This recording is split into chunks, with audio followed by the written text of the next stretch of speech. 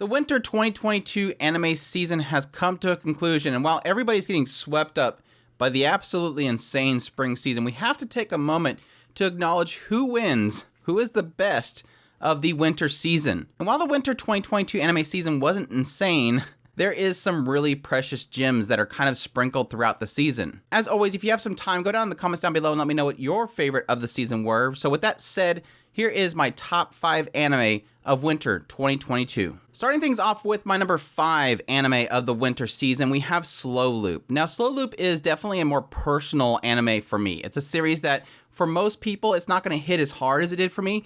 But being as that I've lost my father recently, having a story that really follows a girl who has just recently lost her father, I definitely had a strong connection there. Adding to that Slow Loop is one of those series that you would call a cute girls doing cute things. It definitely adds an additional flavor to it. It follows a girl named Hiyori who has recently lost her father, and her mother is remarrying into a new family. So she gets a new sister and a father to boot. And what comes from this is a story about kind of healing and moving forward. Yes, it does have these moments where it gets a little emotional in the idea that Hiyori recalls her father. Her father's the one that taught her how to fly fish. And so a lot of focus of the series is around cute girls doing fly fishing. But again, like I said before, it's a lot about the characters coming together and kind of enjoying their time together while at the same time healing over the loss that they've had in the past. And while the later parts gets a little muddied into the whole fishing stuff, and I've never really had some sort of interest in fishing, it definitely gets muddled, but at the same time, it's still enjoyable. It's still a really cute cast of great characters that you just love to be around. He already seems more like a tomboy, but she has these little goofy quirks about her. Koharu, her new sister, is just a goofball. She's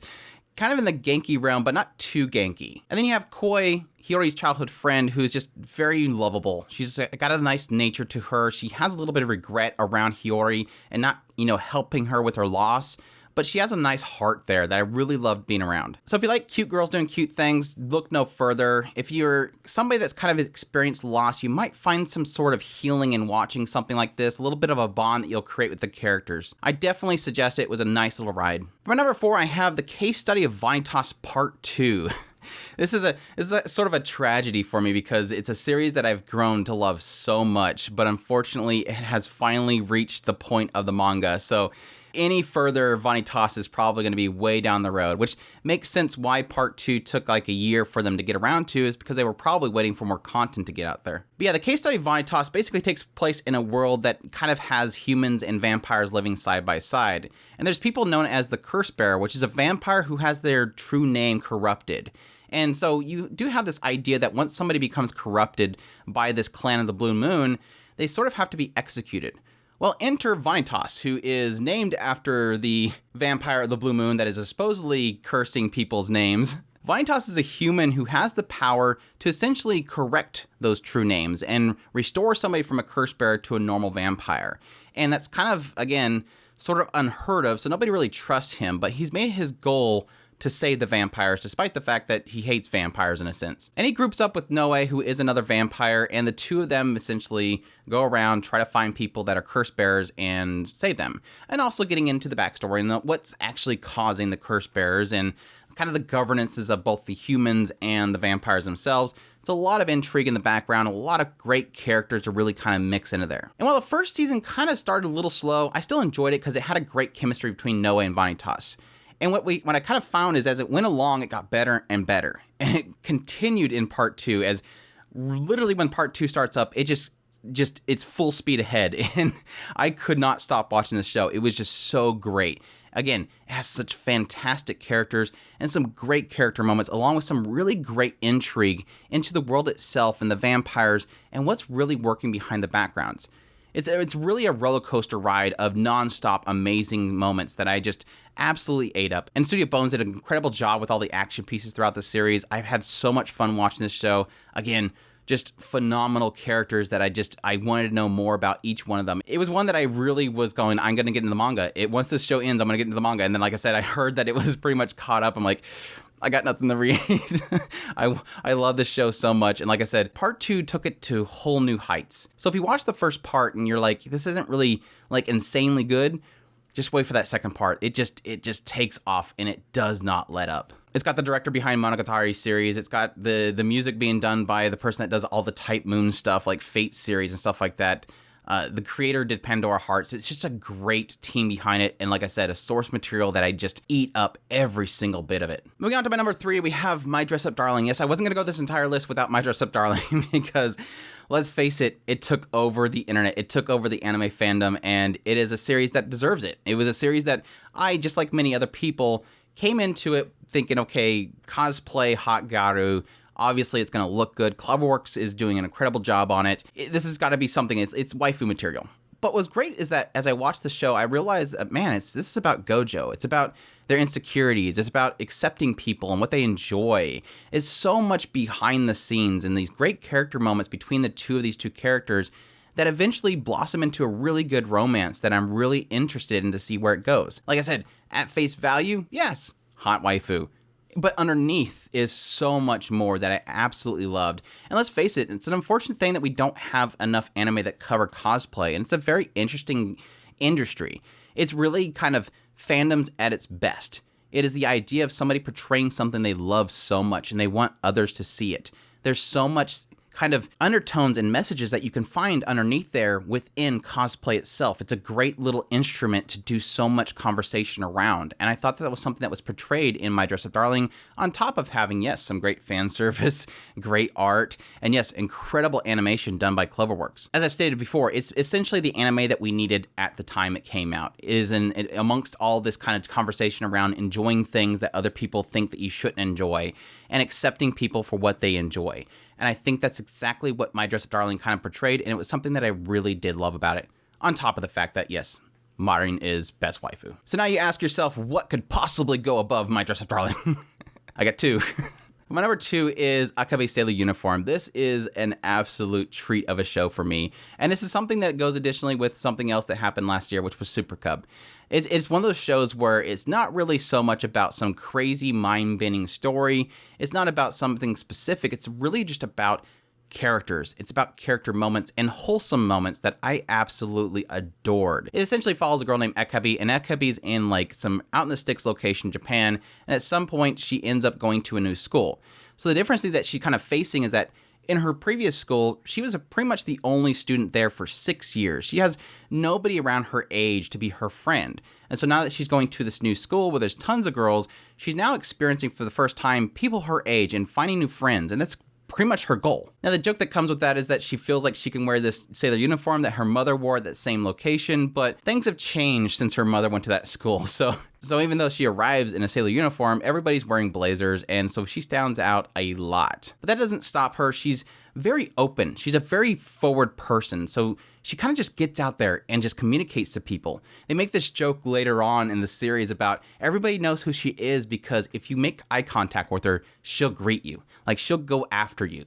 And that's the great thing about Akebi. She's so forward, she's so open, she's so bright, and that creates so many great character moments. It allows us to really get to know so many characters that are at the school, at the same time learn more about them, as Akebi's essentially learning more about them. She wants to meet new friends. She wants to know more about people, and she's kind of like this person that will always listen.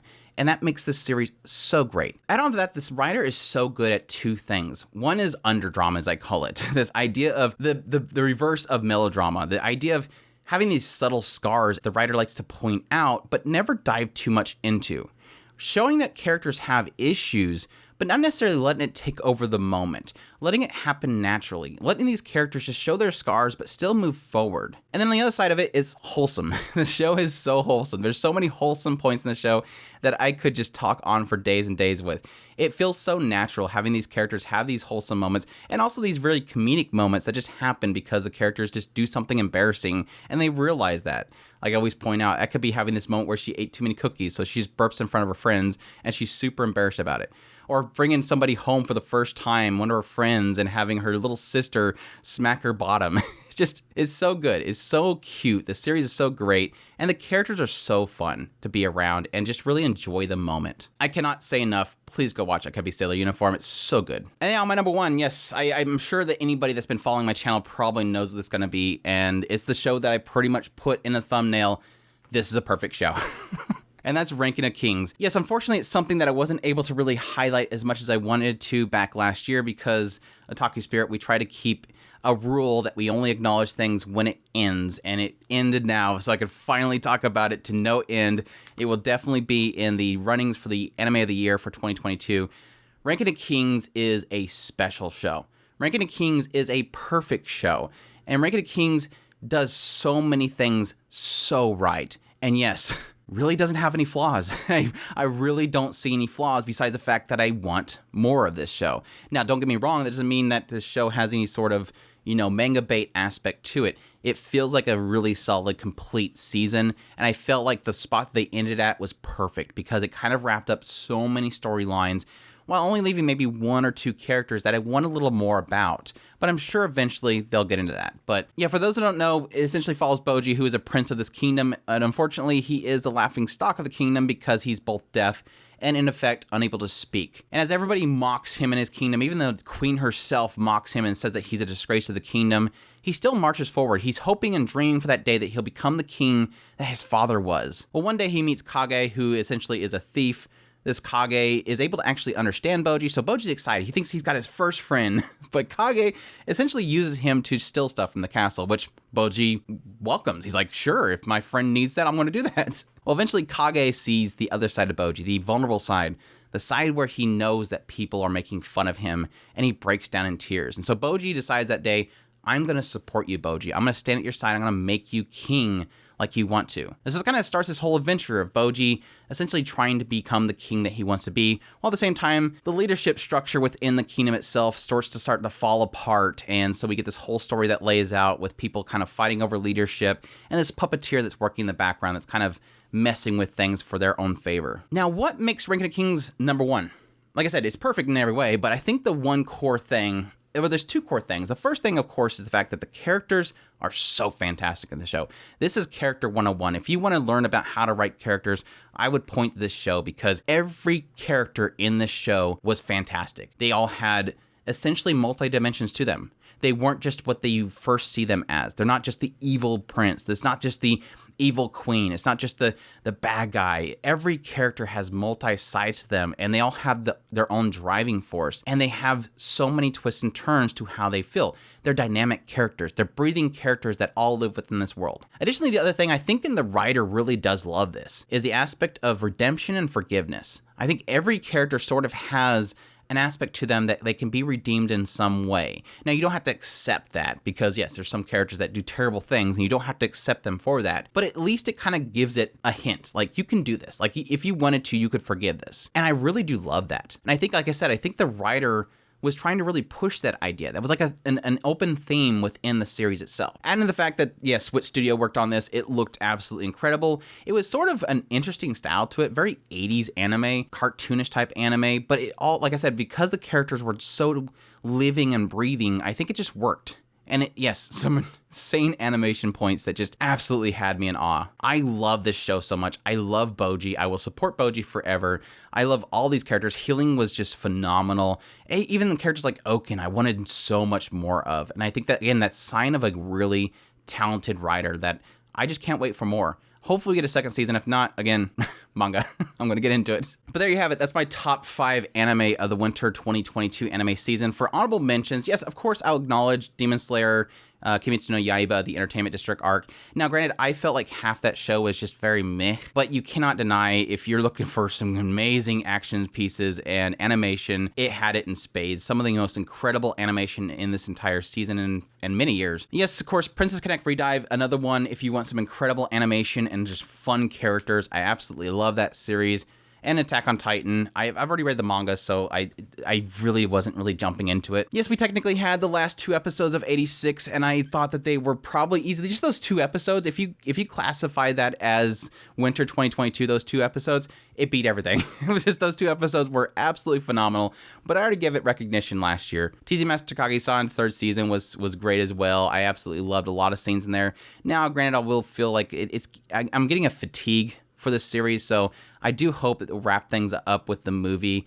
I still love it to death, but I will admit that I have a fatigue there. In the Land of the Dale was definitely wholesome as well. I loved the I'm a mother in another world kind of concept that had, and kinda was just a treat. And yeah, if you wanted to classify the Mushoku Tensei OVA as a show for this season, that would definitely one as well. I loved the Edis episode. It was just it just made me want more. Enough that I'm already getting into the light novel itself, so hopefully I'll get more Edis in there as well. But that's it. That's my coverage of the winter 2022 anime season. I hope you guys enjoyed this run through. As always, if you're not already, make sure to subscribe. Stick with the channel as we will go into the spring season, which again looks insane. I'll be doing first impressions of all those. I'll be picking some shows to watch on a weekly basis. I hope you guys will join me for that. Definitely love all the support you guys given us through our Patreon, through our tips link, and as well as our merch store that's in the description below. And y'all take care.